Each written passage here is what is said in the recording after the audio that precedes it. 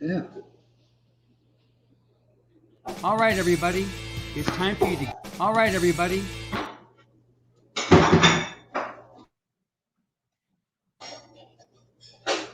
All right, what is going on? All right, everybody. It's time for you to get out and nominate your favorite podcasts. There's an amazing show I want you to consider for the People's Choice Podcast Awards. The Outer Realm in the category of Best Female Hosted Podcast. The Outer Realm is a very popular show hosted by Michelle DeRoche and Amelia Pisano, which boasts millions of listeners each week who are well known for and have been complimented on their very laid-back, roundtable style of interviewing. Together, this dynamic duo brings you the best of the best with guests from around the world who are well-versed within their respective fields of ufology, paranormal, esoteric, and other areas of high strangeness, and more. So go to podcastawards.com to nominate The Outer Realm in the category Best Female Hosted Podcast. That's podcastawards.com, and please take a moment and do it now. All right, everybody, it's time for you to get out and nominate your favorite podcast. Yes, it is that time of year again. There's a show I want you to consider for the People's Choice Podcast Awards. UFO Undercover in the category of entertainment. UFO Undercover brings you some of the most revealing and current research that is being done with respect to alien abductions and contact. Host Joe Montaldo has been an abduction researcher for over 35 years and is uniquely qualified to bring you live interviews with some of the most well-known researchers in ufology. Go to podcastawards.com to nominate UFO Undercover in the category of entertainment. That's podcastawards.com, and please take a moment and get out and vote now. It's time for you to get out and nominate your favorite podcasts. There's an amazing show I want you to consider for the People's Choice Podcast Awards. Writers and Illustrators of the Future podcast. In 3 categories: education, storyteller drama, and art. For 4 years, the Writers and Illustrators of the Future podcast has provided advice and tips from international best-selling authors, world-class artists, contest judges and winners, and industry professionals based on the world-famous Writers of the Future contest created in 1983 by L. Ron Hubbard to help the aspiring writer and artist no matter their age. It is dedicated to the future of storytelling and art by showing that it is never too late to start, and those who make it are those who never give up. Go to podcastawards.com to nominate the Writers and Illustrators of the Future podcast in any or all of the 3 categories: education, storyteller drama, and art. That's podcastawards.com, and please take a moment and go out and vote now. Hey there. It's time for you to get out and nominate.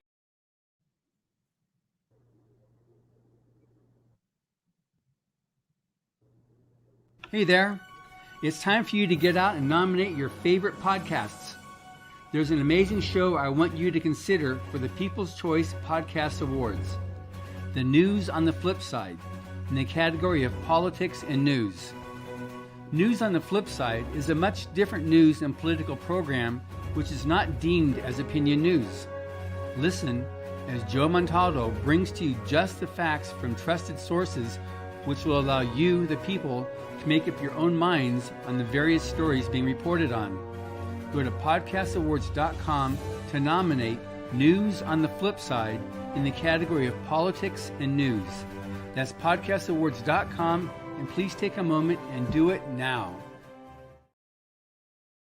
Damn, that Joe guy look high, man. I'm telling you what, you need to go to, what he must have had a couple of drinks when they took that picture or something. I was like, And it's like the droopy eyes and stuff. I was like, damn, good looking suit now, but still the rest of it, I'm not so sure about. Ladies and gentlemen, welcome to the Joe Montaldo Show. I want to find out who his photographer is. No. I don't know who took. Oh, I took that picture. Shit.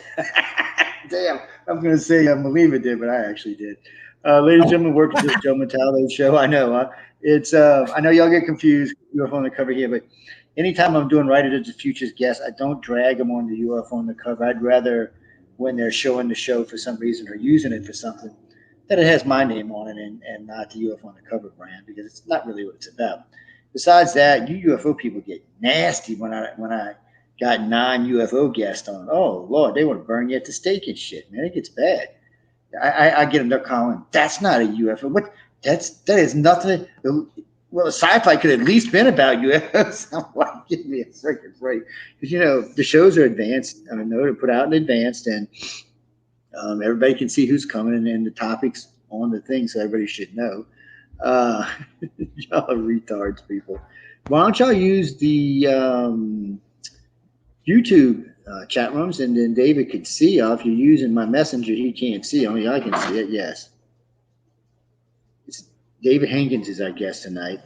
And I met David in, this place called Los Angeles.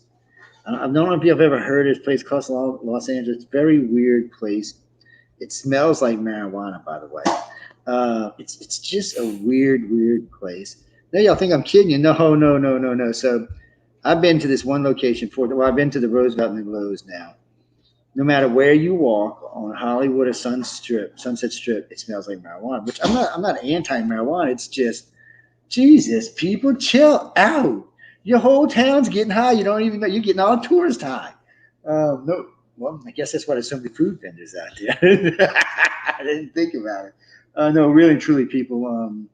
I was out there walking with Tom Wood, Echo Chernick, Larry Elmore, April, and there was 2 others with us. And we were just walking around, and Dan DeSantis is with us. And we were headed over by Arthur Services, and we ended up taking some pictures over there. But I'm not kidding you, half of us were high by the time we got there.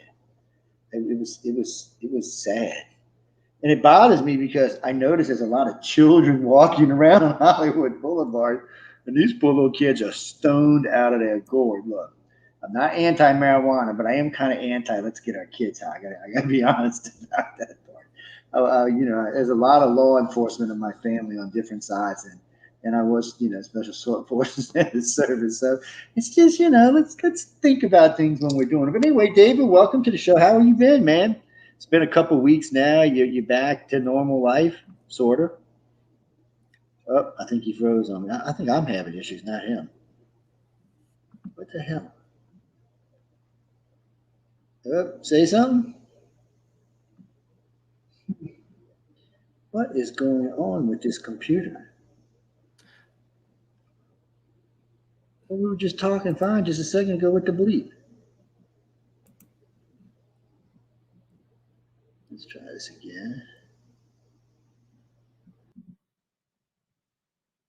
And I lost him.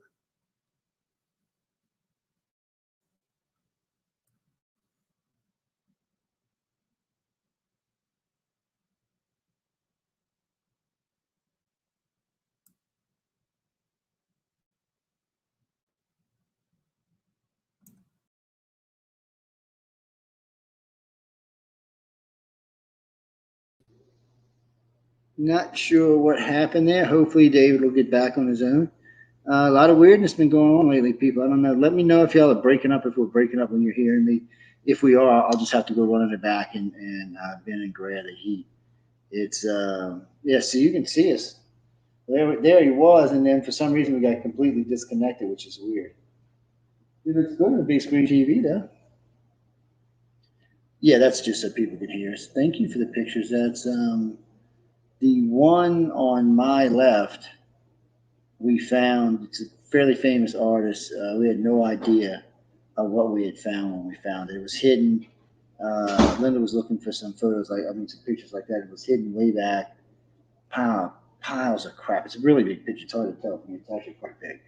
And it was all dusty, and I picked it up. I said, "What the hell is this?" And I said, "Does this have the right colors?" And we dusted it off. And she said, "Yeah." And I ain't going to tell you, the guy was having $35. And we looked it up, and we were very, very, very happy, is all I can say. Let's see if it's going to let David back. David, you back?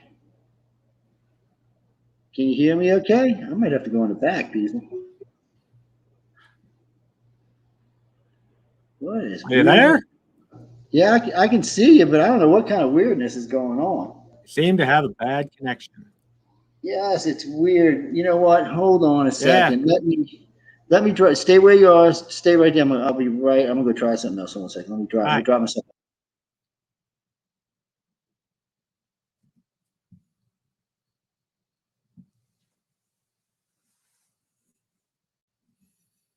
I feel like I should be telling a story or reading a book at this point.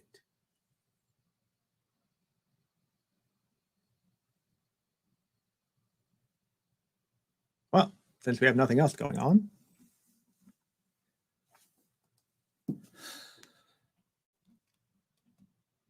we'll start with my story from Writers of the Future, Volume 39. My story is Death and Taxman. I, the Grim Reaper, terror of men's souls, shall forevermore despise Mondays, because that was the day I met Frank Toteman.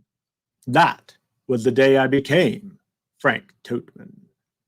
I found him having a heart attack in his dingy office on the 3rd floor of the Colorado Springs Internal Revenue Service Tax Assistance Center. Hey, are you back? Now I bet you can hear me okay. All right, how's everything? Say something. I can see you. I can see you and I can hear you. That's a good Can sign. you hear me? Yeah, I hear you real good. There's no jerking. What's going on? For some reason, my Wi-Fi in the front is, I don't know, it's lagging bad. And it's I didn't think about it's my still laptop. a little bit jerky. Yeah, it's usually not like that up there. It's only, I don't know, 20 feet from the main router, so it's really weird for it to be doing that. But anyway, sorry about that, ladies and gentlemen. That was a very weird, strange start we had going on there. I'll let David properly introduce himself in a second. Hey, Christy, how you doing? I don't know. It was just weirdness, just weird going on. Yeah, I'm catching about 1 word at 5. I wonder what the hell's going on. So I was getting bad. We must have 2 bad connections. Oh man! So he's got a little bad one. We got a little bad one. You know what? Normally I would say it was weather because we get some severe storms down here, but not today. No, weather here looking nice. Yeah, it's hot as hell down here. Don't get me wrong. I ain't gonna lie. Now we've got up to 100 today, but that's about it. So let's see. Let's move the snowball around. Have y'all ever seen the snowball before? Oh yeah, yep. I remember that from Hollywood. This one I don't use. Yeah, I know. I use this one for traveling. The Yeti's up front. That's what I was using up front with my Yeti. No mark, they're made by the same company. Yeah, actually, quite a few of the mics you see out there are made from the same company. I found that out when I was shopping mics. I was kind of surprised how it's going. Christy, how's your friend from overseas doing? I know I see you've been posting online. We've got a couple of friends right now that have friends in from Europe and other places overseas. I even got a couple of friends that came in from the Ukraine. Not me personally, but some other people I know. Mm-hmm. Yes, you're not escaping the heat by coming here. That's all I can tell you. So anyway, David, tell us a little bit about yourself. Tell everybody how you got involved in this. What the hell made you decide that you could write? Or what do you mean draw? Well, wrong show, guys. Okay, I'm sorry, David. Go ahead. It all started with a story. So I was telling my daughter bedtime stories in a vain attempt to try to get her to go to sleep, which always backfired. And then as she got older, she started picking on my stories, finding errors in them. Uh-oh. And so I had to start writing stuff down because children are ruthless in errors in their fairy tales. So I started writing stuff down. It kind of grew into about 2.5 novels that I was like, hey, look at that. I can write.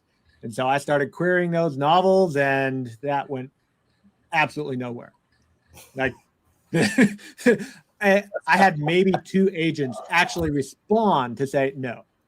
Everyone else just ignored me. So I flipped over, went to short stories. I found Writers of the Future, wrote my first short story, submitted it to them, and it came back with an honorable mention. And I was hooked. So that's I nice. submitted. Yeah. Well, I'm just thinking you had a lot of competition. I know, since I know everybody, I know what kind of competition you get. And since we came on board with them, we've added more competition for y'all from overseas, and because we broadcast a lot overseas, and I push them everywhere. But it's weird because I do get asked a lot, how much do they pay you? And I said, they don't pay me anything. And they're like, wow. Because, I have a reputation for being, how can I say this politely? If there's any children listening, close your ears. We'll just use it's 3 letters. It's actually 7 letters, but we're just going to use the first 3 letters to ASS, and I can use the rest of the word.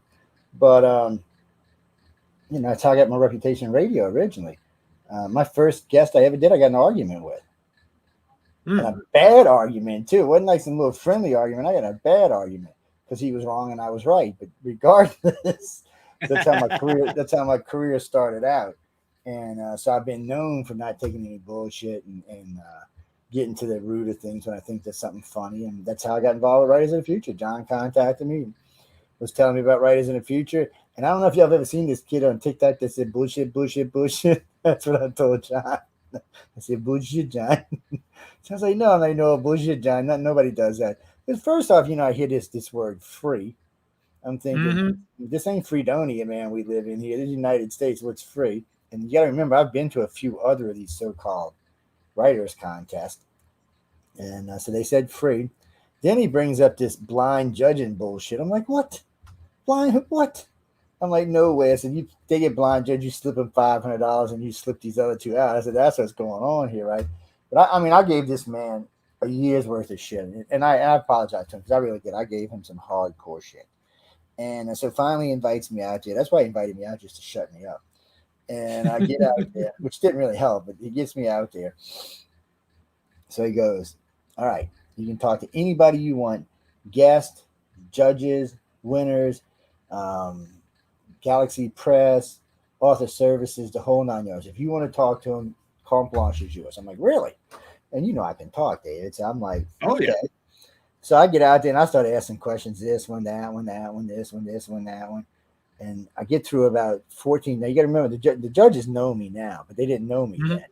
And so they're looking at me like, who is this guy? He's asking an awful lot of questions. What's going on? I got hold to the staff. I actually held on the side the first time I met her, sat her down, had coffee with her, and talked to her for a good hour because I think she knew a lot. And then I got hold of Joni my first year out, and they were running dual years that year, and I made her sit and talk to me for like 45. In case y'all don't know Joni couldn't sit still for 45 minutes of her life depended on it. It's just not who she is. Don't get me wrong, people, I love her to death. She's one of my favorite people, but sitting still is always on the go. Yeah. And so I get through all these people and I'm like, wow.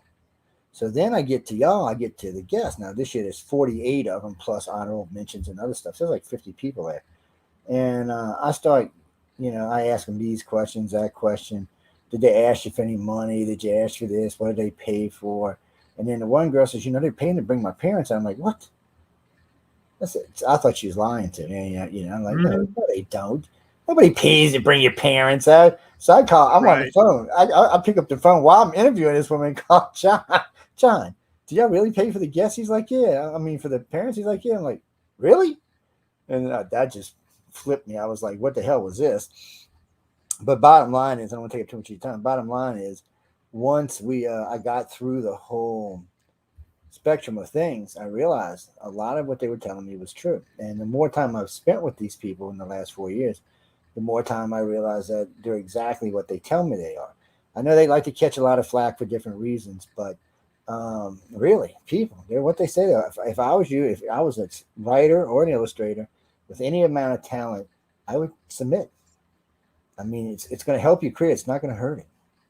Yep. The great thing about Writers of the Future is the contest, like you said, it's blind judged. So if you're worried about your name being associated with the work that you're putting in, doesn't matter. Your name is stripped off. They put some numbers on it. The judges have no idea who you are, what color, gender, any of it, do they care? Nationality. All they have is a story. And so your story is judged purely on merit, and then they don't find out who you are until after they've chosen the winners. And and I like that. I think that's a good idea. It's a good way of doing things. And they get a lot of submissions, people. So thousands every quarter. Yeah. So they have their system the way they do it, but the final judging is all blind judged. I know all the judges. I've interviewed most of the judges. I've drank with half the judges, and I can tell you they're not bullshitting. They're exactly what they say there. And these are not, people asked me just recently, what are they, just nobody old winners and nobody writers and stuff. I'm like, really? I said, I don't know, dude. That's some pretty big names in this group. I said the illustrators alone got the top 4 illustrators in the country happen to be judges for Writer of the Field. So when we start getting into writers, I said there's some pretty big names associated to some pretty big movies.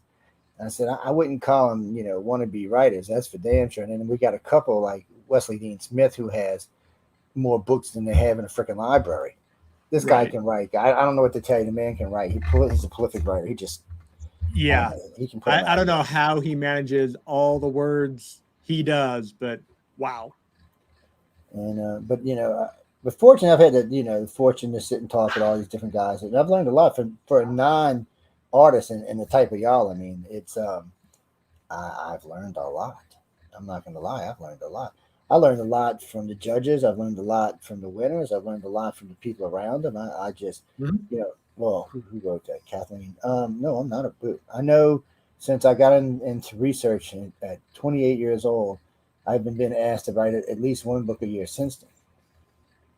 Now, though, I actually understand a lot more than I did back then. To me, it was always a roadblock. I'd go to write and they'd just be like, it's not that there wasn't information. It would always come out like, how can I say this? Like a schematic. Not even like a documentary, more like a schematic. Oh, sure. Yeah. You're writing an outline. Yeah. So now I understand things from people like y'all, and I actually understand what filler is, how things should, fall out in line. And I can cheat a little bit because I have a lot of friends now. I can call up my phone and say, hey, what the hell? How do you do this again? They can be like, Joe, leave me alone. I'm like, come on, man, tell me how you do this again. But, I learn as I go. So I know you went through the whole routine. So first off, when Joni called, how was it? Well, you're like, oh, shit, this is a good call or a bad? Because don't she call first and give y'all, like, there's like 10 of y'all or something, or 9 of y'all? And then right. She calls so back there are 8 finalists. 8, okay. And she calls and says, hey, you're a finalist. But then we have to go silent until she calls with the winners. So you can't even announce that you're a finalist. Yeah. I do remember that. And so that first call, there were, like, I was sitting there on my couch watching TV, have my laptop, only half watching TV, and doing, they have a forum that we have chat rooms and stuff as we were talking about writing the contest and all that stuff. And I just written something really snarky about, we don't know when the results are going to come out and who's getting the calls. And I hit send, and then my phone rings. And it says unknown number. I was like, oh, no. So, I answer half expecting, hi, we're calling about your car's extended warranty. Yeah. And sure enough, it's Joni. She's like, hi, this is Joni from Writers of the Future. And I'm like, oh God. Trying to be calm, breathe, and like, hello, Joni. How are you today? But yeah, it was a great call, kind of a out-of-body experience, just finding out that I was one of the finalists, and then having to be absolutely silent in all the forums and everything for about 2 weeks until she called again, and then finding out that I won was mind-blowing. It was amazing. And well, how many times have you submitted to get in? Because I know it varies from a few times. 5. Hey, that's nothing, man. That's Yep. Well, okay. I know I seen this scroll by earlier in the chat. So look, when he says 5, that don't mean 5 years. You can submit 4 times a year. Right. Once a quarter. So I submitted 5 quarters in a row. Actually, I submitted 6 quarters in a row, but my 6th one I had to pull back because I won in the 5th one. Because it takes them a couple months to do the judging. Yeah, for everything to go through. Yeah, because they the quarters are 3. Well, the quarters, guys, are 3 months, and they run through. They're in the are they in the last quarter right now? They're either in the second to last quarter or last quarter right now. I think it's the second to last, but for next year, for book 40, yes. Well, they have to get it all done because the gala is in April. Yep. So in the April. I mean, we're only 6 months out now. I mean, well, actually, 8 months out, but there's a lot of work goes into this. I don't think y'all know how much work goes into this. Plus, a lot of work goes into that gala. Plus, they've got to get the judges ready to torture the winners, which is The poor winners go through hell. This year was the toughest year I have seen since I had been there. I mean, by far. Y'all were just nonstop, couldn't get a breath. I mean, 14-hour days. Every day. It was insane. So, yeah, I think it's gonna change a little bit next year because I wasn't even one of y'all, and I bitched. I was like, I love these people, but I got to get some interviews in here, yeah.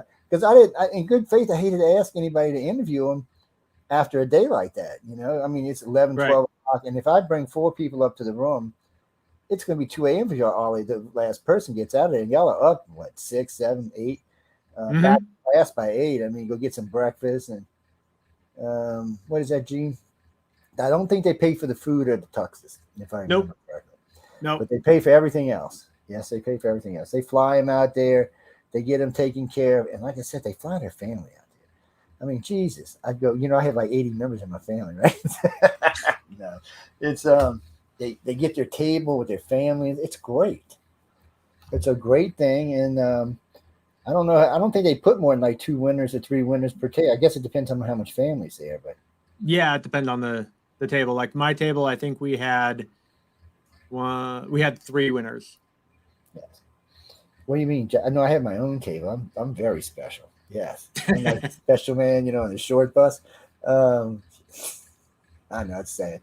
No, so it's a judge's table, but I always get front row in the center, and we're just right on the edge of the stage. It's a great place to be.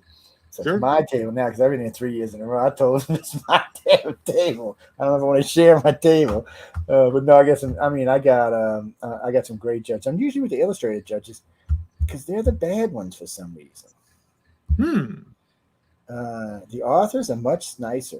The Illustrators are just bad. No, I'm just teasing people. Don't go expect anything like that. So, when did you get in? Saturdays, Sunday?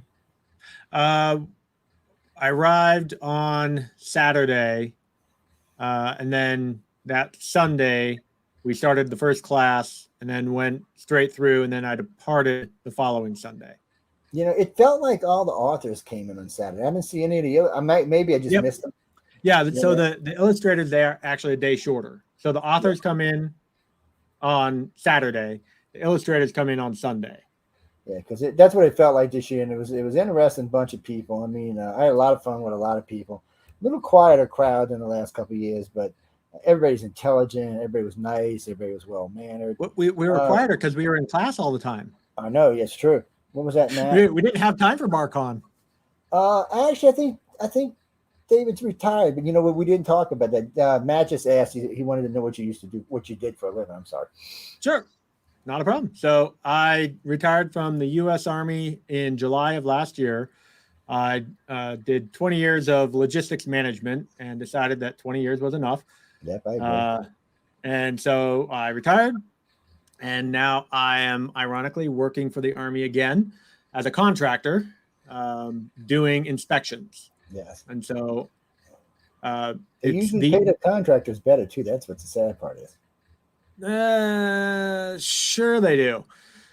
Well, I was in the Navy. I went in the Army. It depends on the contractor. So it depends what you're doing too. It really does. Yeah. So my job, I do inspections of Army garrisons around the world. I was in Germany back in April. I'm scheduled to go to Japan this coming September, so that'll be cool. But my story in Writers of the Future is about auditors, and I have now become an auditor, which I had no intention of being at all, but that's what I do now. I audit logistics systems. Oh yeah, we're gonna talk about his story a little bit more here in a little while too. Thank you, Christy. I enjoyed serving. I really did, and when I got out, I enjoyed being out. So I'm not one of them ones that hate. I had a lot of fun when I was in the service. Maybe too much, but no, I only stayed for the 6 years, and then to be honest with you, I was offered while I was in the service, I was offered a really good job. So I said, "Oh, I'm gonna take that job," and I got out. And then the guy calls me, job's great, but he wants me to go to either Seattle or New York. And I was like, dude, I don't want to go to either one. I said, I wish you'd have told me this, because I was offered a pretty good re-up bonus to stay in. And I said, man, I wish you'd have told me this. And I wasn't going to call my AO and say, hey, but then I knew what he was going to do. I said, you know what? No, because I went from enlisted to officer, and which was, they took really good care of me. I'm not, but I got a little taste of freedom, and I ran. Oh, y'all understand, people. There's nothing wrong with a military life. It's just a little bit more rigid than an everyday life, and it doesn't have to be super rigid, but it's a little bit more because, the military expects you to do things A, B, C, D, and when in real life you might do it D, A, C, B or some shit. It don't work like that in the service. Oh no, this is the way this works. Matter of fact, I used to cuss inspectors all the time when I was in the service. And matter of fact, before I even got in the military, I used to package in-flight food for the Army and Air Force. And we used to get these inspectors that would come through and just inspect everything. And they'd even inspect how the things were wrapped and banded. Oh, Jesus, I cussed so many sons of bitches. Okay, we had to take so many packages down and redo them. But it was done right, so that's all that mattered. What was that, Billy? What do you mean you think he was Secret Service? What are you talking about? He looks like he was Secret Service. Okay, is this like the guy who looked like he was Spock the other night? Is this where we're going with this conversation? What do you mean he looks like he's Secret Service? What are you talking? Well, when you come up with some relative statement, I'll read it. But for some reason, I think you're high tonight. So you get there, it's Sunday. You're like, shit. All right, is this going to be the whole week? Monday comes on. You got to understand, people. This year's schedule overlapped, so it ended and started. So if it ended at 6:30, it started at 6:30. I mean, it was a tough schedule this year. There was a lot of work involved. So before we get into one of my favorite things, do you remember the lady with the cube, with the dice and the papers? Yeah. I can't never remember her name. Ricky Hoffman. Yes. I don't know why I can't remember her name. So this lady comes up. She's got a bunch of papers and she's got a dice and some other stuff. And I'm like, what the hell is she doing? So you roll a dice, and what was it, a 20? Was it a 20 or 18? 20? It was a 20. It was a 20. So you roll it, and then you pick a character. And then you roll. Anyway, you roll, keep rolling through, and all these different sheets, and then you actually have a story. And I thought it was actually kind of cool for non-writers. This is actually a cool thing. It was really cool. It helps writers, but I know for non-writers, it's a cool thing. Well, even for writers, it was something, my brain was the most relaxed during that session of any of them, because I'm like, oh, I'm just creating. I can do that. That's what my brain likes to do instead of sitting in lecture. And you know what? In real life, if you're working for a company, kind of that's the way they're going to do it anyway. They're going to come in with ideas and throw them at you and say, here's this, and this, make it work. And sometimes you can, sometimes you can't. Johnny, authors and illustrators. See, we call them authors, but in the gaming world, they call them writers mostly. But regardless, all the gaming companies have to have writers. Yep. They have to have illustrators. They have to have all kind of people. They have to have text. They have to have script writers. It's a lot of work to do one video game. And these companies pay big money. The company that came to New Orleans 6 years ago, they started hiring pay at $100,000 for all fields related to gaming.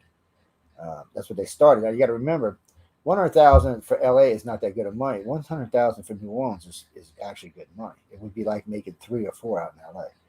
Well, it's cost of living is cheaper. Well, like Los Angeles paying $6 for gas, we're paying $2.85. They're paying like $5 for eggs, we're paying $2.50. It's a big difference in prices. Homes down here, to get a 2,000 square foot home in a neighborhood I live in right now, would be somewhere around $600,000. Most of the homes here are $1 million homes, not mine, by the way, but most of the homes around here are $1 million homes. It's called Pass Christiana Isle in Henderson Point, where I live. It's a really nice area. I stole my house for a really cheap price because it was a customer of mine, so I got really lucky. But still, it's about half the price of what a house in Los Angeles would cost you, or even Atlanta for that matter. My sister lives in the suburbs, and she paid like $300 for hers, and it's like 4,000 square feet with stuff going everywhere. But she was looking to move downtown. The same square footage downtown was going to be 4 times that much. She's looking at $1.2 million. So if that's the kind of rent you're looking for, that's not the kind of money you want. But for people starting out, it's great jobs. And I was listening to him do a lecture at UNO. I'm sorry, at Tulane. And he was, looking for people. And he said, look, She says, this is starting pay. If you're good, you can see this double or even triple in no time at all. He said, we're really looking for talented, gifted people. And there's a lot of them out there. I know I've personally met quite a few of them over at Authors and Illustrators. So I know they're out there. Don't be chicken, people. Apply. Unless you already got a good job and you don't have to worry about it. Or, what do you mean, Rocky? Oh, because you want to be famous, being a famous author. Well, I don't know. David probably will be a famous author. Tell him he wants to know about you. Where's do I have my book anywhere? I left it up front there. Damn it. Tell him about you. Yeah, there you go. That's this one? Yeah, it's volume 39. And I think David's got a story in there somewhere. And, so my story in here is Death and the Taxman, which is about the Grim Reaper trapped in an IRS agent's dying body who has to cheat death before he dies and faces an audit by his nemesis, Hell's Auditor, and the Office of Micromanagement. So it's very much a humor story. It's very light, fun. Had a lot of good acclaim to it. So, well, it was the most talked about story at the awards this year. So, oh wait, the artwork that went along with it was great. It was like the Jedi ninja, sickled, the Grim Reaper, Taxman guy. It was pretty good. I enjoyed the artwork that went along with it, and I could see why it won after I read it. I was kind of like, well, this is pretty funny. And well, people, okay, a lot of times people get carried away. Okay, sci-fi is great. I'm a big sci-fi fan. Not a big fantasy fan as I am sci-fi, but I do like some fantasy. And there's other genres in there I like too. So this kind of falls in between fantasy, comedy, and I'm not sure, maybe a little bit dark humor in there. When I say dark, people, you got to remember everything for Writers of the Future is PG-13 or less. Yes, they're kind of strict about it. They don't want no blood, gore, sex, which proves to me that you can still write an interesting book today and not have to fall back on sex, blowing shit up, and drugs. I mean, you don't have to use that. You don't even have to curse. You know, when I was growing up, it was different. There wasn't cursing, wasn't allowed. You never heard cursing on TV or anywhere like that. Now, every time I turn on cable, somebody's effing this, effing that, or blowing something up. In these books, it's not like that. It's actually quite refreshing, to be honest with you. I enjoyed it. And I've got 11 of their books read now. And the stories, and it's an anthology. There's 12 stories in there. Sometimes there's more than 12 stories in there. And it's interesting stuff. So, wait, what were you asking, David? What do you mean where he placed? I'm confused. What do you mean where he placed? Okay, David keeps asking you where you placed, but I'm not sure what he's talking about. For second quarter of last year, I was third place. Which is amazing because I think your story is better than anybody's in there. So that's no. All right, y'all haven't read this story. You have to go read this. Okay, you know, people win. I've never picked the right winner yet in 4 years, so that's on me. Not author or illustrator, but this story, even now, is still one of the most talked about stories there. Yes, you figure out why he didn't win higher. Mm-hmm. All the stories are good. You don't get in if your story's crappy. Let's just be honest about it. Well, they do what they call the reveal. And David goes in, all the authors go in, and they have to go find the artwork that goes with their story. Yes. Sometimes there's a lot of tears. Not always, but a lot of times there's a lot of tears. So did you find yours right off, or were you going, what the hell is this? Is this like Ninja? There's artwork right there. Oh, he's got the, I love that. He looks like I'm telling you, he looks like a happy Jedi with the Grim Reaper. Oh, yeah. A happy Jedi who stole the Grim Reaper sickle. Yes, he took the Grim Reaper's job, man. What are you talking about? Anyway, no, John, go read the story. That's all I can tell you. Go read the story. It's a great story. The illustration's great. It was a lot of fun. It was quite a fun story to check out, and it sounds like David might have been having some fun when he was making the story. Oh yeah, absolutely. Denise is asking, you're going to be putting out any new stories anytime soon, or you plan on, or just doing this for fun, or you going to be writing serious? Damn, girls, post a whole. Yes, I am. Actually, I have finished a novel-length version of Death and the Taxman, and I'm going to be launching it via Kickstarter on August 8th. Well, I'll tell you what you do. Send me one. This is, you can't see it because I'm not in my right place, but usually I am sitting, where's it at? I'm sitting over there, which you can't see right now, but there's nothing but books over there. And you'll notice like Steve Priest's book is up there from what he gave me while I was there. Non-Humans is also up there, which is from a different group. Lazarus Black's book will be up there next week. It's on its way in. And so what I do is I just put them up there. As you can see, there's quite a few Writers of the Futures book up there, plus the complete works of all the great Greek and Roman philosophers, along with their best stories. But anyway, that's not. No, I'm never giving that away. That collection, the books themselves are, I don't know, 72 years old, 75 years old, something like that. They might be older than that. But anyway, what we do is they sit behind me anytime we're doing a show. And it's not just when I do my shows, because a lot of times I'm guesting on somebody else's show. So those books will be behind me, and it's funny from time to time while I'm guesting on another show for an entirely different topic, you'll hear someone ask about one of the books behind. Hey, where can I get that book at? I'm like, right here. It's right now they've got 9. They got Steve, Beginning Darkness. They got Non-Human. They've got Fear. They've got 38's up there because we had a guest on from 38 just recently. And there is something Starseed. I don't know what that one is, but I can't remember who wrote that one. And then somewhere there's a Bigfoot book over there, if anybody's into Bigfoot. All them books over there on the shelf are autographed. That's why they don't go anywhere. No, Jackie, we post them there for the winners, for people like David who have won, and they send them to us. We put them up there. They just rotate around. We usually keep them up for about a year. Yeah, they usually stay up for about a year. And they'll rotate from one side to the other side. No, Bob always stays there. You talking about Bob, the alien skull? He always stays there. Bob is like the watcher. Yes, I know you can't see him from here because he's not on there.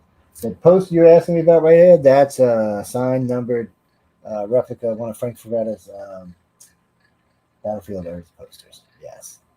Yeah, that bitch ain't going nowhere. It ain't going nowhere. Y'all can forget it. I get these gifts from people, and then they want me to give them away.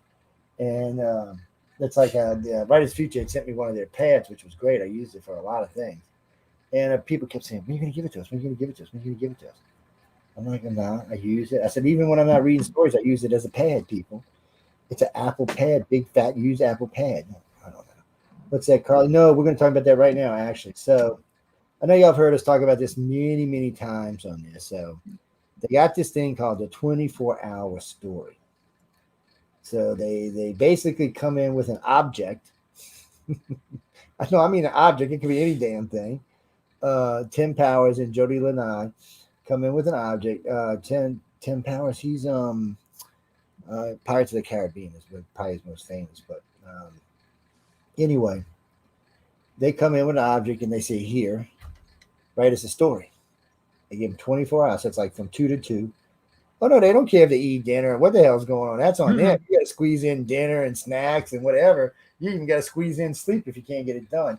I can't tell you how many authors told me that they did it, tore it up. The next morning got up and wrote the story. I was like, damn, that's risky business there, my friends. Well, there's nothing like they're going to throw you out if you don't do it, but it's a challenge. And I hate to say this, or I shouldn't hate this, but a lot of these stories get sold. I know. Things that are forced to do get sold. I missed this year, y'all not being in the lobby, because usually about half the authors go sit in the lobby and write. The lobby at Lowe's was set up really weird, so they didn't really use it the same way. The one at the Roosevelt was kind of dark romantic kind of thing. Fireplace going, candles all over the place, old style Mexican tile. It was just a different vibe. So people got in there and nestled in and got comfortable. Yeah, I could see that. Yeah, we don't no, Bobby. We don't have no. Oh yes, you heard me tell that story. The home of the $50 sour whiskey. Yeah. And wait, they drew you because they give you a hunk of ice. They give you one of the round ice cubes this big. And it's 50 whiskey sour is what I got. It was $55 actually with the tip. I know. I ain't a rich person. I'm poor people. I'm like the rest of America. I've been living under Joe Biden for a while, man. No, I don't really care about who's president right now. It's just something we do it on the political shows because it's part of what's going on in current events. But one day, maybe. All you can hope, Jimmy, is one day maybe there'll be a man or a woman that can lead the country as a uniter and not as a divider. I don't know when. I may be dead and gone. Dave may be dead and gone. Our grandkids may be dead and gone. But sooner or later, there's going to be one. There's going to be somebody everybody can get behind. It's just a matter of finding them. I don't care if she's a woman. As long as you're uniting the country and taking care of our economy, I don't care who it is. Yes, I don't care. She could be an alien as far as I care. No, I'm just kidding, Bruce. So anyway, let's get back to the 24-hour story. So here you go. What did they do? What did they give you, like a rock? They gave me a little keychain that had this handcrafted doll. I looked at it and I was like, I have no clue what this thing is. Someone told me it was a Mexican worry doll or something like that. Something that has cultural significance to some people. I was looking at it going, this is just a little doll on a keychain. You know, my mind automatically goes to horror stories or something like that. And that's not what I write. So I had no idea what to do with it. So yeah, they gave me the keychain and then said, all right, go write your story. And I wrote probably about 6,000 words, of crap. I'd start a story. I hate this character. Toss it out. I'd start another one. No, this isn't believable. Toss it out. And so I kept doing that. And then I had maybe half of a story by 10 o'clock that night, but I was wiped at that point and I just crashed. Yeah. Woke up at 2 o'clock in the morning, went back at it. And I don't know, apparently 4 hours of sleep was what my brain needed because that's when the story started to click and came together. I got it submitted about 15 minutes before the deadline. Damn. It's kind of close there, Dave. I wasn't the closest. There was, I think it was Sam Parr. He submitted his like right on the dot. Because I finished mine. I went down to get some coffee, and he was there at the coffee shop. Oh, shit. Looking at my watch going, dude, you need to hit send. Just stop it, hit send. That's right. Get rid of it. It don't matter now. Get rid of it. It's not like they're going to crucify you or anything. It was, it's fun to watch, and it's fun when they throw them down the stairs. So, Jack, the first year I was there, they were like, yeah, we're going to throw them downstairs and whatever for land, whatever, we're going to use them. So I didn't know if they actually did it. I know they did it the last 2 years, though. Yes, they threw them down the stairs, man. Yeah, whichever one slides the farthest, that's the one they read. Yeah, it was. Well, they got to have one they use, and they can't play favorites. Well, they use one of the stories to go through to show people different things.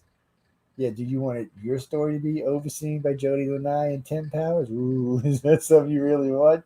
Especially on 3 hours sleep. Oh, I don't know, man. I don't know how that's going to work out.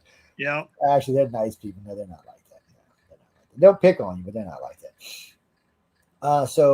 Let me ask you this one I'm thinking about. So, what did you think about the fact that the judges don't always agree? I thought it was fantastic.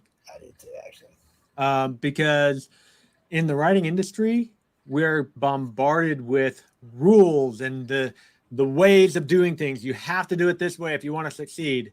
But then someone else comes out with the exact opposite and says, you have to do it this way in order to succeed. And we come to realize that there is no right way. There are many ways of doing it. And as long as it works for you, then do it.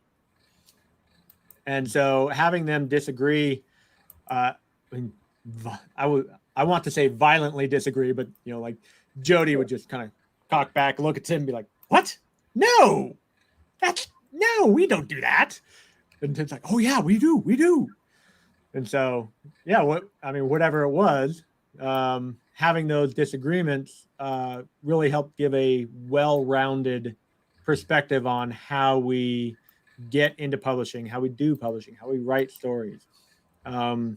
Like Jody and Tim, they were talking about traditional publishing for the first, for most of the classes.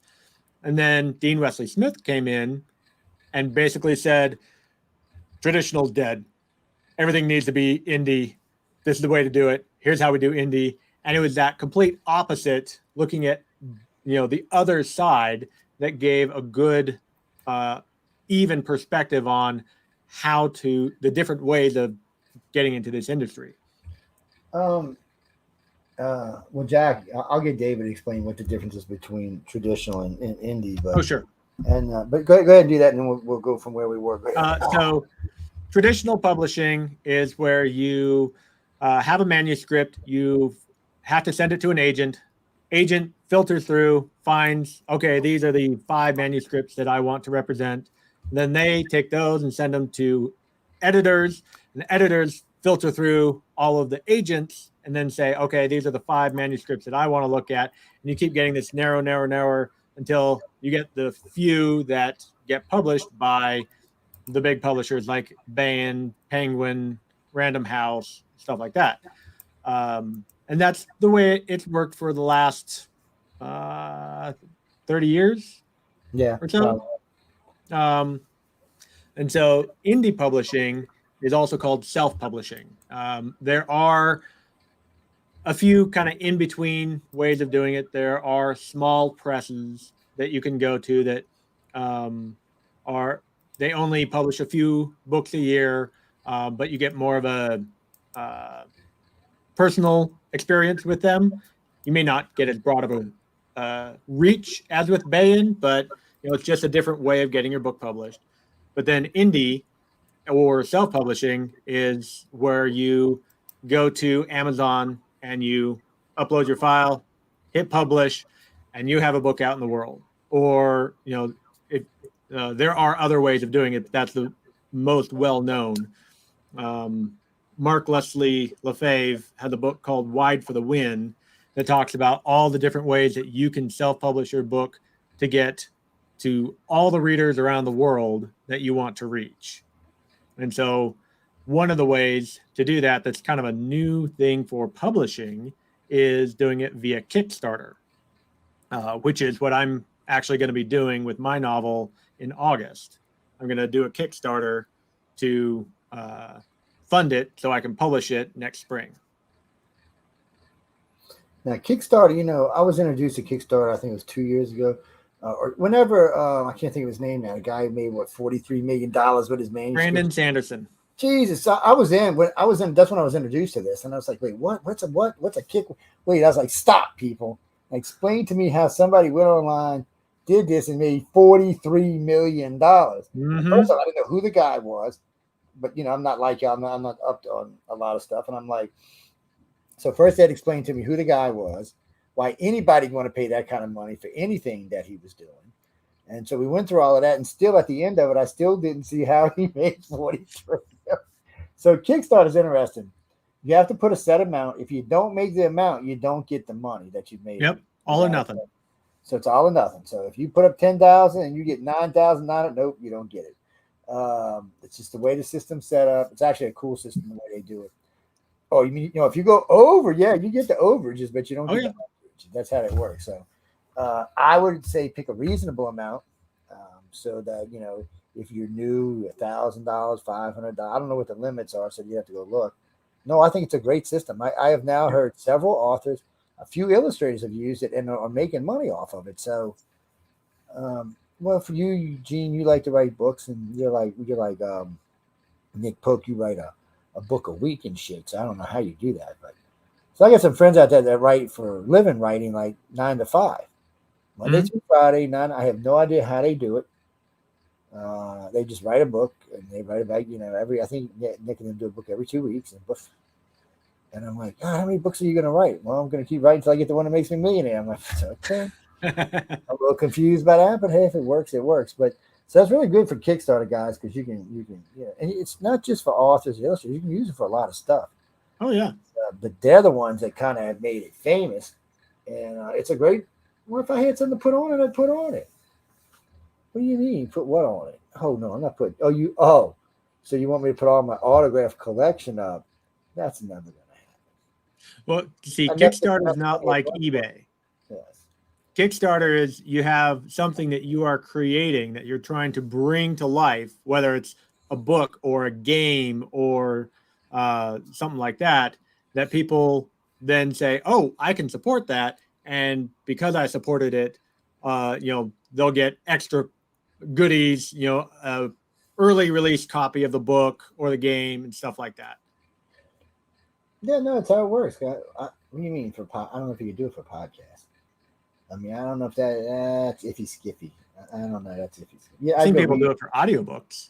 Yeah, maybe so. I don't. No, because that's not what it's really set up for. It's anyway. All I can tell you, go over there, check it out for yourself, read the rules. It's an easy thing to do. Mm-hmm. And I know several authors and illustrators that have made good money off of it. So I know a couple that are making a living off of it. Go over there. Well, James, what's his name? James Kitlin. Sorry, Kitlin. So he's putting out a trilogy, and he's asking these people to support him while he's doing it. Put up, it was like $105,000 is what he asked for. He got it easy. And so everybody who's initially paid gets the book for free when it comes out. And then, of course, oh, was it half price, Dean? I thought it was free. Oh, it was. Okay, well, that's even better, half price. And so he's still making a little money off of it. And he's, when I talked to him last, he had made $381,000 off of it. And he's through book 1 and halfway through book 2. He's got them all outlined. He did all 3 in outline in all 3 books. Actually, he had put that up on Kickstarter, the outlines, except for the end. Yes. I guess it helped. I don't know. I'm not an author. What can I tell you? No, you can't put your clothes up for sale if you're famous. What the hell is wrong with you? That's what eBay is for. Okay. Or Amazon. You do it on Amazon too, but come on. No, he's married, got like 10 kids, so just leave him alone. Yeah, he's got 10 kids. Don't he look like a man with 10 kids?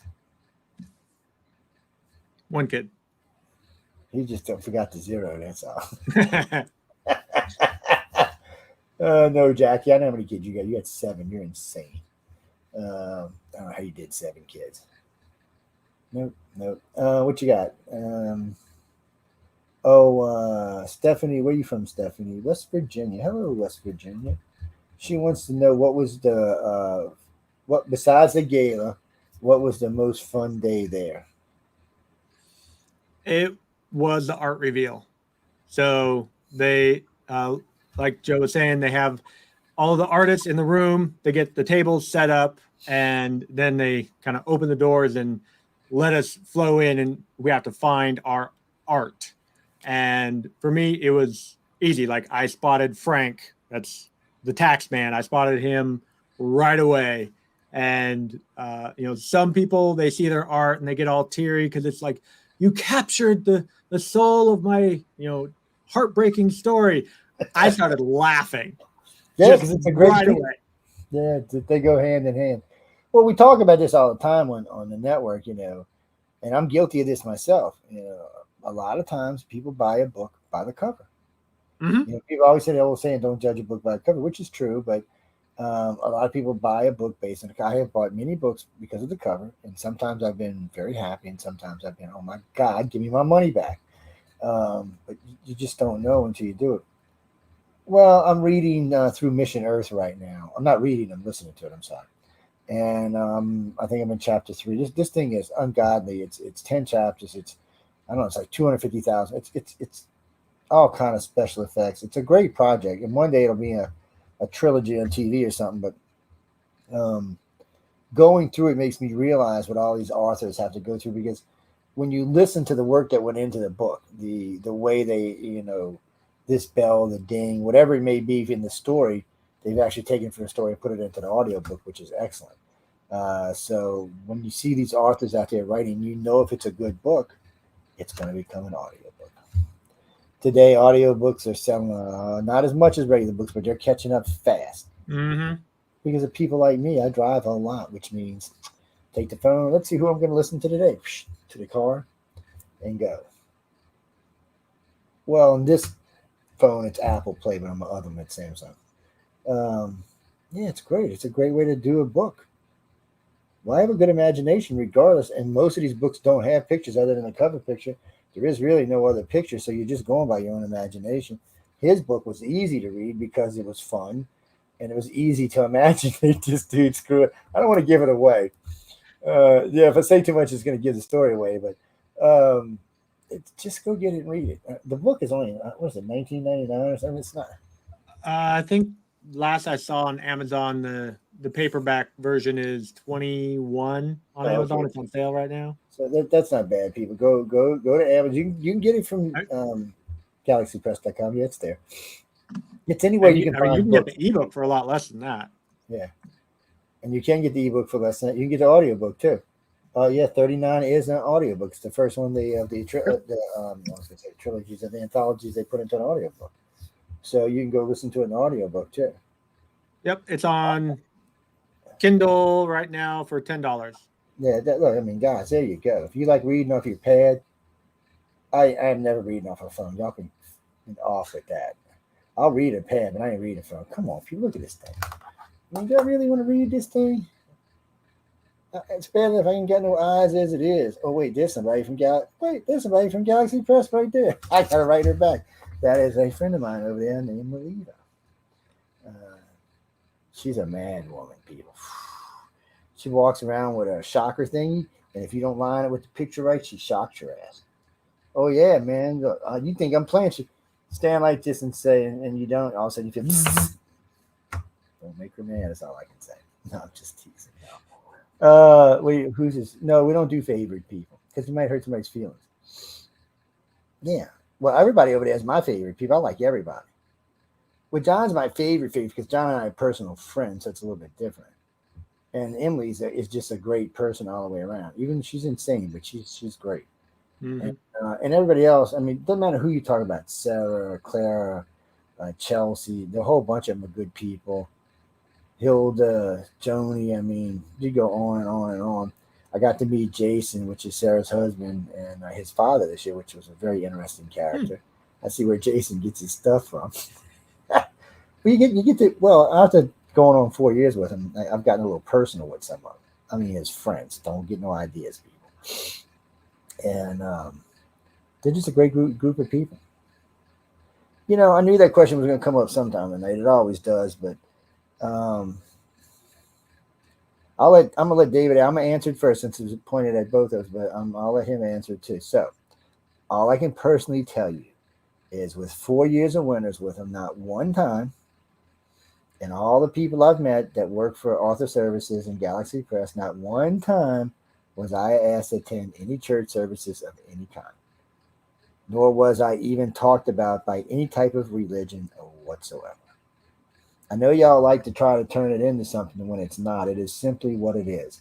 It is L. Ron Hubbard's way of paying forward all the money he made of all the great books he wrote. It's only that. It's nothing else. And the judges are exactly the same. It's their way of paying forward based on what they've done in their life careers. And it's these guys get to benefit from that. And one day, they'll be the ones paying for it. But no, again, Janine, It has nothing to do with the ST word. That's all I'm telling you. Go ahead, David. Yeah, the contest is all about writing, and that's all. That's everything. It's about finding the next genre writers, science fiction, fantasy, horror, and promoting them and bringing them, giving them the tools in order to succeed as writers. There is no religion, no politics. In fact, when we show up, the first introduction we get, after the, hi, I'm John Goodwin. Hi, I'm Emily Goodwin. After all of that, John starts talking about, hey, here's what this week is about, and here's what this week is not about. And he makes it very plain. We're not going to talk about politics. We're not going to talk about religion. We're going to talk about writing. That's right. And that's it. And so the whole contest, that's one of the things I love about it is apolitical. They truly don't care what your stance is on whatever. They just care, can you write a good story? And you know, for sure they don't care. I do 2 political shows on this network, and I'm there because I don't talk politics. I'm there, but still, they just not into that kind of stuff. They really, it's just really about the winners. There's no other way of putting it. Yep. The best way I can describe it is it's a pay it forward mentality that started with when Hubbard put the contest together back in the 80s. He was literally paying it forward by saying, here is my all the money in order to pay for this contest to go help new writers. And then all the people that work in the contest, they other than the few people at Galaxy Press, all the judges, and there's a ton of volunteers that do it as well. They're not paid. They are just there helping because they want to help the next generation of writers succeed. They want to make it a huge grand event, which the gala and the whole week was. I have never been to and will never be to anything like it again. I know, it's great. It's great. What's that? Clean. I'm sorry. No. I'm there strictly as press. I'm actually, let me rephrase it. I'm there as friendly press. My job is just to help out so people understand what they're going to be dealing with. Well, John's great. John Green does a great interview. He's very professional interview, but John's not a podcaster, and he's not the kind of host you might run into in the real world. John's very polite and very nice and very well educated, and he would never say anything wrong or mean. He's not like me, in other words, because I'm liable to be a real ass. So, it's different for me because I'm in this for different reasons than he is. So when I do an interview, first I want them to be fun, like you laughed many times tonight. I want interviews always to be fun, unless I consider you an enemy. Then I want you to cry a few times. No, I'm just kidding. People. For anybody writes to me, I was just kidding. Just calm down. I can see emails coming in already.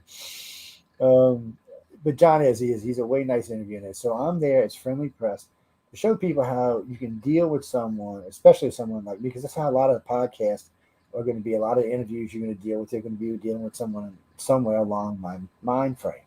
And, rule number 1, and I tell this to everybody, when a host says you read your book, you probably lie.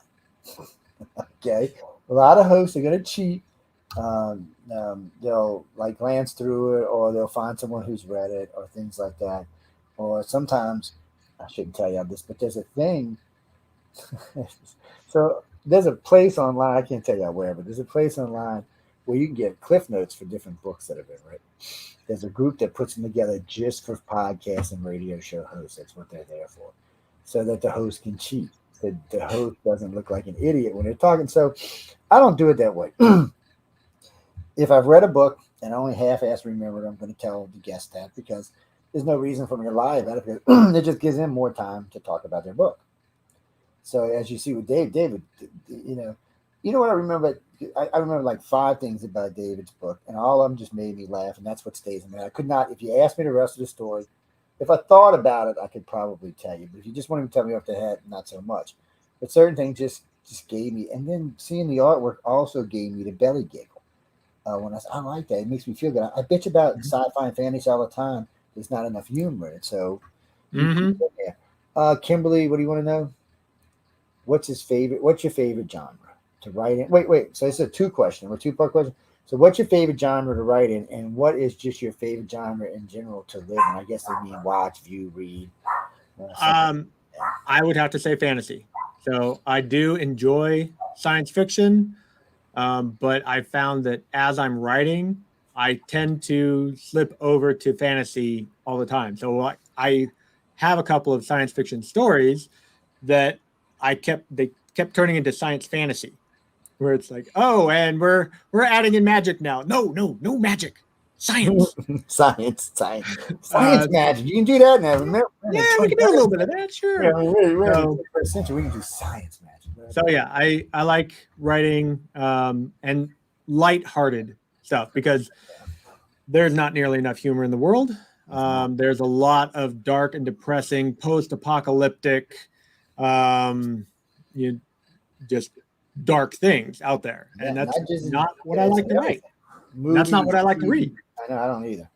Games, the whole bunch of it. It's like there's a whole section of our planet just. I say this to people all the time too. I said, I know a lot of y'all have not seen Earth from space, and I've only seen it from an airplane at 60,000 feet. But I'm gonna tell y'all something. It's a great place to live. Stop wishing bad shit on it. It is really. It's when you see it from space, it's beautiful. Most of the people are really not evil people. It's funny when you get individuals, how intelligent an individual is and how dumb a pack of people are. It always amazes me. You get one person to sit down and tell them something science or something great, and they'll be like, yeah. You tell a group of it, and they want to go to war with each other. It's some weird mentality going on our planet right now. And sooner or later, it'll change. But we're the ones in control. We're the ones that let it go on. So get out there, people, change the world. I do it every day. That's why I do radio. I get into fights with everybody. I've called politicians names that I can't say on this show, and I don't have no qualm with them. And I got lucky because the first field I was in, I got to meet a lot of politicians. You'd be surprised how many politicians are interested in aliens. And because of that, I've been able to maintain friends with some colonels and some captains, a couple of generals, and admiral. And then John introduced me to two of the space command generals. So it's interesting the things you learn, and then you start meeting people when they get out of the military, get into politics, or get out of politics and get into something else. It's interesting how much they want to talk and how much they agree with what everybody's saying about how we're going to save the planet, but yet they fall right back into sync when they get back into it again. I don't know how you change that part. I don't know. What's that, Karina? You can't do that. It'd be illegal, baby. I'm sorry. You can't do that. You mean David needs to write a story about how to get rid of politicians? You see, that's dangerous because it could be really funny and really good, but the politicians might take a dim view of it and decide to bring his ass in front of Congress. It's a dangerous world. This is my stories are more along the lines of dealing with the stupidities of bureaucracy. Yes, and there's a lot of that. And because I did 20 years in the Army, and I had a lot of experience with the stupidities of bureaucracy. And there's a lot of it. Some things are people, unless you've been in those fields, it's just hard to understand how stupid some things can be. I remember I was on the USS Nimitz, and we were in fast change. We were in military maneuvers. And I had a motherboard go out on a plane.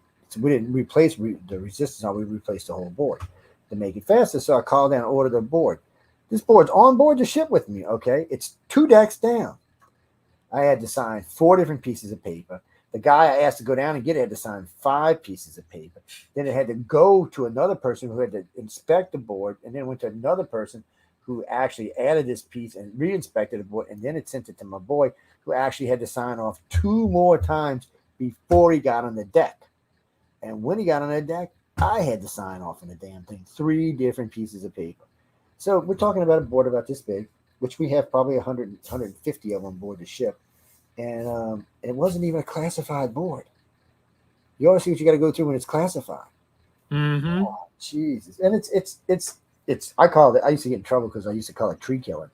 And I said, just because I was on the Nimitz. And all the paper. This is one tree killing fucking shit here, man. I remember my commander came down on my ass about it. Number one, he's like, Joe, stop saying that. I'm like, what? It's true.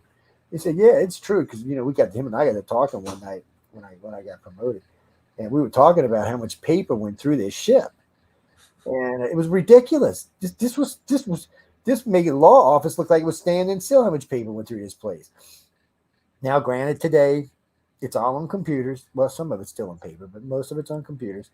And it's still the same amount of crap you got to deal with. Mm-hmm. The only difference is now I can push the button and sign. Yep. What's that, Janine? No, he just said he preferred fantasy over. Well, he didn't say not necessarily over, but he preferred to write fantasy than sci-fi. That's what I prefer to write. But when it comes to reading, I've read widely of fantasy and science fiction. Two of my favorite series as I was growing up were David Weber's Honor Harrington series and Robert Jordan's Wheel of Time. So, both epic sci-fi and epic fantasy. And that's, I just read every time a new one came out, I was the first one there at the bookstore to get it. So I was getting ready to say that because I'd seen a question in a room and I was thinking, well, there's sci-fi fantasies, guys. I mean, you can do both. Yeah, you can control both. Oh, you're thinking about Lorene. No, Lorene was the Star Trek freak. Well, she wasn't a freak, but she was as well acknowledged in Star Trek as I was. No, I'm not like that kind of geek. No. I know a lot about Star Trek, but I'm not that kind of geek. Well, no, so she got honorable mention based on a story she sent in on a Star Trek thing she was going to write. That's what she got honorable mention for, and then she won the year later on a different story. Yeah, that's who you're talking about. Yeah, you got confused. That's all. I did have the new Captain Kirk on the network. 2 of the new Captain Kirks, actually.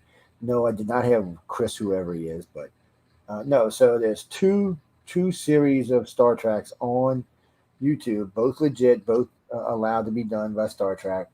And the guy who plays Captain, so the one that I'm talking about takes place, he's still Kirk, but this is from the last episode of Star Trek forward. Yeah, so it's in between him and Picard, basically. Well, no, there was somebody else before them, but still. And I'm confused as you are when it comes to Captain Pike. Yes, I agree. So it's on though, so go watch it. It's a lot of fun to watch. What do you mean? So somebody wants to know, what was your favorite fantasy story growing up? That could be tough. Probably Shannara, the Shannara series by Terry Brooks. Ooh, I don't think I know that one. Wait, you're gonna tell me about this? I don't think I know this. Say it, because maybe I've just got the name in my head wrong. The Sword of Shannara was the first one, and the series is about it's a second world fantasy of going on quest in order to get the thing that you need to defeat the Dark Wizard. But yeah, Terry Brooks, I'll have to check it I out. have Yeah. no idea how many books he's written, but it's a lot. Well, I'll have to And check it he's out. still writing more in the series. He actually has written enough to connect his sci-fi series to his fantasy series. That's cool.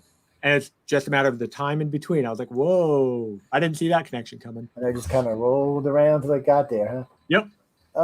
Jack, I don't know how many books Wesley Dean Smith has written. All I can tell you is it's a lot. I don't know, man. It's more than 10. How's that? Well, I know that I think it was last year, Dean Wesley Smith had a challenge to publish 70 books in his 70th year, and he did it. Jesus. Now, granted, a couple of those were anthologies that he edited and put together, but yeah, he published 70 books last year. I gotta tell you, guy writes like some people just write like that. I don't know how they do it. His brain goes in the right mood. That's how Elron did it. And he's been doing it for decades. You mean Battlefield Earth? I think it was 100,000 words. Usually 100,000 or 150,000 words. No, Mission Earth, I think is 200. Yeah, it's bigger. Well, so I thought that 100,000 words would be a lot to do. So I started writing. I was in LA the second time I was there. And I've been absorbing all this crap. So the first year I spent more time with the illustrators. Second year I spent more time with the authors. And I guess I'd been absorbing all this. And I woke up right around 2:30 in the morning and sat down and piped out 11,500 words. Even I was astonished. I'm like, you got to be shitting me. So, and over the next 3 nights, before I left LA, I had put down 14,000 words. So everyone's like, you need to submit. I said, no, it's about an 11-day story that happened in Gulf Breeze. It's like day 1 and 2. I said, this thing's going to be huge. Right now, it's sitting at 26,800 words. And it's on like day 5 now. So there's still 6 more days to go. So yeah, it looks like it's going to easily break 100,000.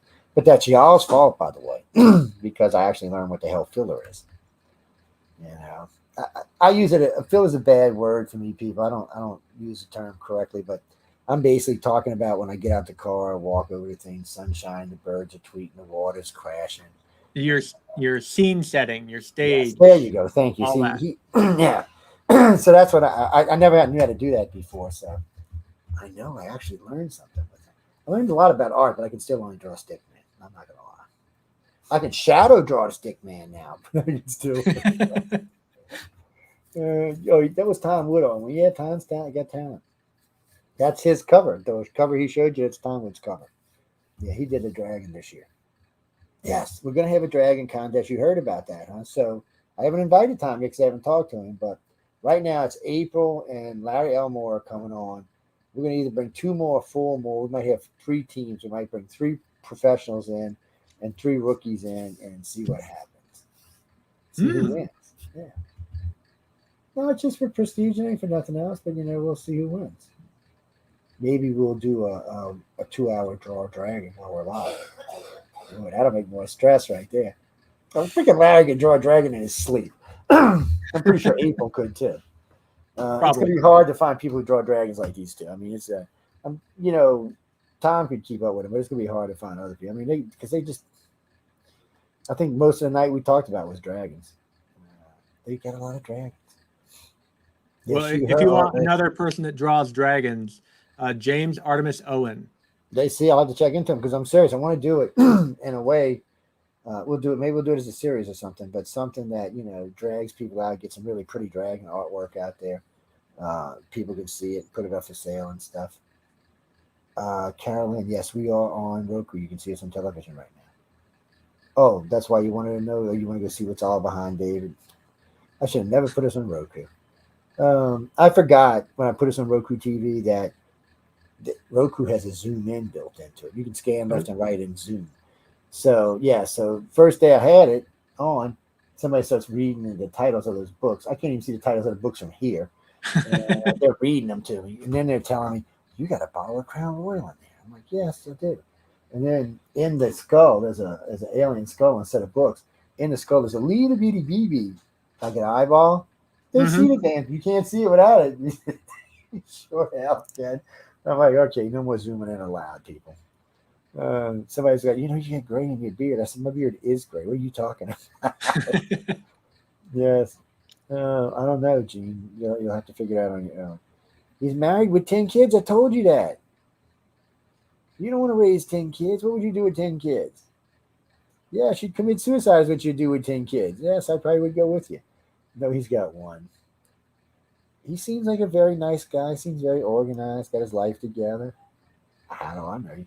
What do you mean he could be an axe murderer? No, he'd be in prison if he's axe murdered by now. Come on. Oh, you said, oh, okay. I missed what you said. So when earlier you were talking about being an inspector, she's right. You should write a story about going from base to base as an axe murderer. Oh, see, if I wrote horror, that would be great. That's not what I write. I don't. Besides, they might take a dim view of that, man. They might go, "Oh, so you think you're an axe murderer here, David?" Right? You don't want to jeopardize his job, people. No, I mean, yes, it could be a story. I'm not arguing with you. I mean, that would be a serial killer, I guess. I'm not into that kind of stuff. I don't like none of that shit. I'm not a big bloods and gore guy, even though I hunted when I was young. Maybe that's why I'm not. I've seen it up close and personal, so maybe I just don't. Yeah, we killed our own animals, cleaned them, so it's different for me. No, I don't do anything anymore. I go to the store and buy meat like everybody else. It's a different world. Blood guts. We got to go in a minute, so what do y'all want? Quick. Who's got the next question? That's dumb. What is that? Mikey, you're just a goofball. Oh, okay. Yeah, why didn't I forgot to ask him where he was from because I already knew, but they want to know where you're from. Oh, so I am in Iowa, although I was raised in Montana and went into the Army for 20 years and went all over the place. So okay. Now I know why you went in the Army. I spent half of my career in Germany. But yeah, now I'm in Iowa in the thriving cornfields. We occasionally get tornadoes, and and we have cicadas. That's Iowa. That sounds about right. Well, people, I've been to Montana and Wyoming. I don't want to go back. No, wait. Before anybody gets mad, they're both beautiful states with lots of beauty in them. But I drove across Wyoming, and all I seen for like 8 hours was antelope. Yep. Antelope and snow catcher things. That was it. Montana was pretty much the same way. I was like, nah, that's okay for me. I live in the country. No, I don't want to live in the city. But I was raised in the bayou, which is it's a little bit different than being raised in the country. It's a bit different than the mountains. Yeah, it's different. Yeah.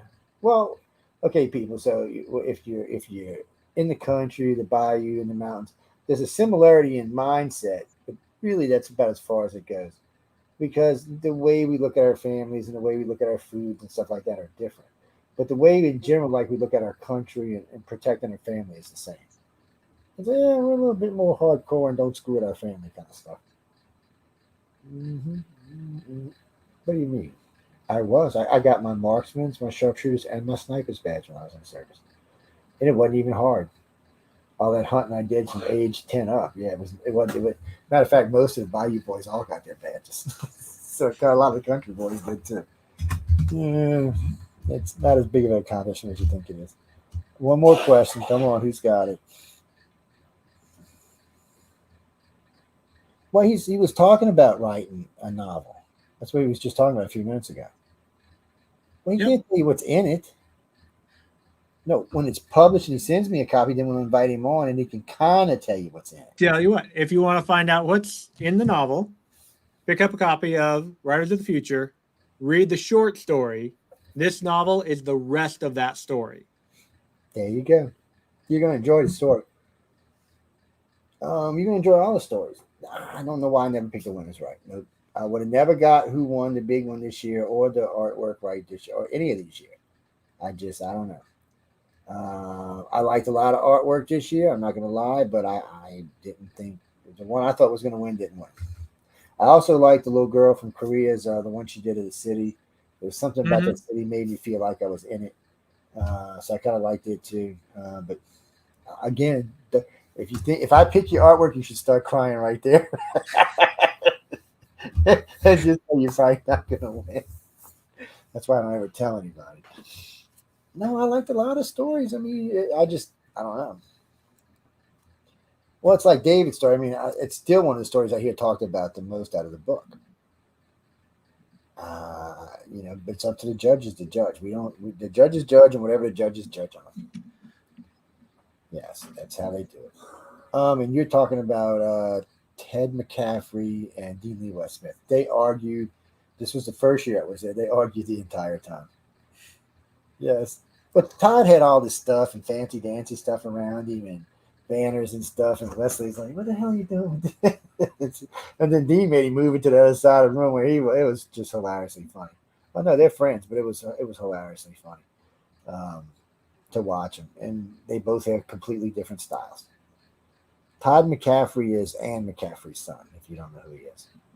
And if you don't know who Anne McCaffrey is, all I can tell you is go look her up. That's all I can tell you. She's wrote a few books in her time. Yes, quite a few actually, but you can see. And he mentioned Bain Publishing. I met the lady who runs Bain Publishing a couple of years ago. She's a really nice woman, and I think I've seen her again this year, but I didn't get a chance to talk to her.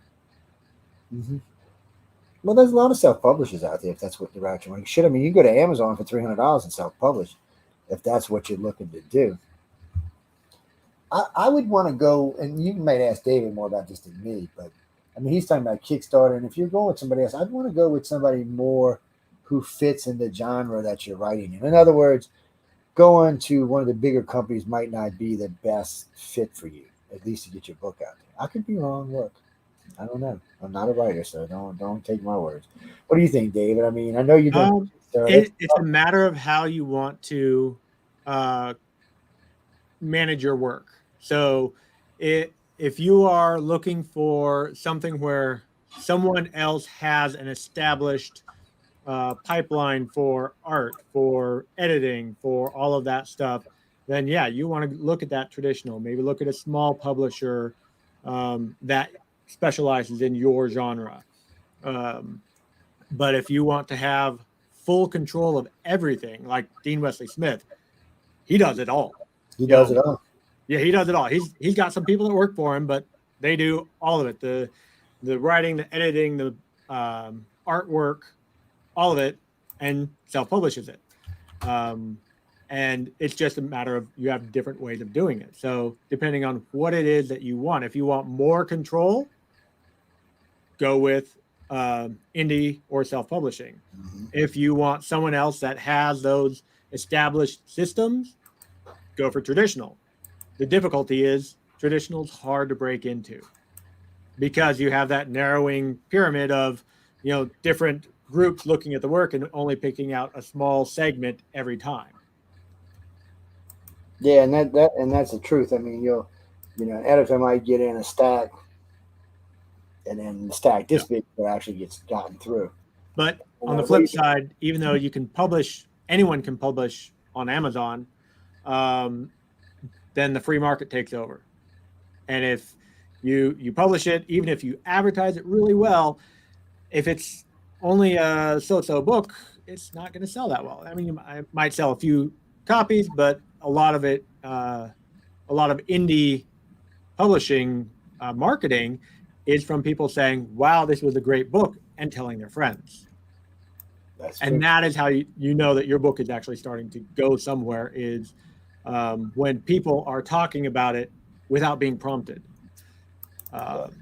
So there's a million books on Amazon right now, and it's a matter of writing with enough quality to be able to rise to the top of that. And that's one of the things I love about Writers in the Future, is they help train writers in order to write at that level of quality. They do. I call it a cheat, but it's a way of getting in there. It's a way of getting your name out there. It's a way when you walk into an office looking for a job and say, hey, I do writer. And they're going to say, well, what do you got? And I say, well, I just won. And they'll be like, oh, well, wait, because, a lot of these companies respect Writers in the Future because they don't play around. Anybody who's been associated with this group, other than listening to them on TV, actually knows who and what they are. So they have a lot of credibility. And it's not just that. You'll notice a lot of people show up at their galas, different stars and stuff, military people. There'll be people who come in and go, and these are people who are interested in this, and then you never know who's in that audience that might be wanting to buy a book. That's the other thing. You just don't know who's out there. Only John Emily knows who the whole entire guest list. I don't want to ask Christopher. No, I don't want to know. It's no, I don't want to know. There might be somebody that I want to bug, so I don't ask. Well, I'm pretty busy enough, so I ask a lot of questions and I pester. But when they do the book signing, so after the gala, they do a book signing out in the lobby. Usually, I spend that time getting to know their parents, getting a lowdown on what were they like when they were children and stuff. Most of them don't even know that I do it. That's the best part. It's fun. Well, I can't remember her name. She's real nice, and I had the lady I was talking about her artwork. I met her sister outside, and her and I had a good hour talk. Very bright young woman, very intelligent woman, well on her way to being something. Her parents were very, very nice. I talked to the mother and the father, and I talked to several other parents while I was sitting out there. But even before that, when they're serving hors d'oeuvres before the function, I spend a lot of time out there talking. Because I've got lots of pictures of y'all. I've been taking pictures of y'all all week long. And I get a few in front of whatever the artwork is going to be, like the dragon this year. And I'll get some while y'all being harassed by the other media. But honestly, a lot of times when I'm taking pictures of y'all, I'm taking pictures of the media. I like to make sure they're going to behave themselves. They know they're being photographed too. Like the ones that lay on the side, the things they know I'm taking pictures of. And the guy asked me, well, so I just want to know who y'all are. He said, what do you mean? I said, I'm going to run you through a facial recognition, find out who you are. Or I'll ask somebody here that knows. He said, you're kidding me. I said, no, I like to know who the press is. And he said, well, what kind of guest are you? I said, I'm media. He's like, oh, never mind. I understand. But, media, the Writers of the Future media. So I like to make sure everybody's on up. But everybody's pretty well handled. There was a lot of Asian media this year, and everybody was very polite, very well handled. Because, we had 2 Asian winners this year. Yes. And they both won. They had a lot of press came out to meet these 2 young ladies. I was impressed myself. It was just a lot of good people all the way around. It was a lot of fun. And I can't remember her name, Kim, the lady I met her Their network does 500 million citizens worldwide. Yes, that's. I mean, we brag at 30 million. 500 million is ridiculous. You know how much money you're making on $5 million? Yes, it's 500 million listeners. You can't even imagine how much money that is. Okay, we got to go, guys. I'll let y'all run way to hell over. I'm surprised Michelle hasn't written me a letter and said, Joe, get off my airtime. Well, we don't run competition with her, so yes. And StreamYard can run side by side. Yes, it's one of those systems that allows you to do that. So we don't interfere with each other's shows in case something goes over or something gets broke. Dave, any place they can find you? Gonna do any book signings anytime soon, or you just chilling out? Well, I got a couple things coming up. I will be in Davenport, Iowa, this Saturday at a little bookstore called the Brood Book on Harrison Avenue, or Harrison Street. Sorry. So yeah, the Brood Book in Davenport, Iowa, on Saturday from 12 to 2. But other than that, people can find me at my website, davidhankins.com. I'm also on Instagram, Twitter, and Facebook. Type in David Hankins author in the search bar, and you'll find me. There you go, David Hankins author. On davidhankins.com. Find him easy. Oh no, I wouldn't do that today. I like David. Not like everybody, but I was picking on one of the guests a couple weeks back, and I kept telling about rubbing him on the head when they come out to sign. He wanted to kill my ass. It's like, Joe, stop it, because somebody's going to come up and rub me on the head. I'll be like, it's good luck, man. It's good luck to rub an author on the head. And some people were asking about other stories. If they go to my website, I have a tab for short stories. About half of my stories that have been published so far are free to read on the internet. So you can get a taste of my style. There you go. Click on those, click through. Some of them are in anthology. Some of them are on websites for whatever online magazine bought it, like Dreamforge magazine or Factor 4 magazine. And yeah, I write lighthearted stuff. If you want to smile and laugh, go check it out. There you go, guys. It's always fun. I always like having fun when I'm doing any kind of reading, listening, TV. Yes. No, we don't have time. Well, next time he comes by, we'll ask him all of that. You sound like you're asking questions. You're looking for a perspective, mate. What's your favorite TV show? What's your favorite color? What's your favorite movie? No, that's what it sounds like to me. No, okay, I'll leave you alone about it. But y'all stop hunting for mates with my guests. It's bad people. Oh, I know a lot of y'all been getting. You know what's funny about this group? So we started out on Yahoo way back 25 years ago. We used to have just a chat group over there.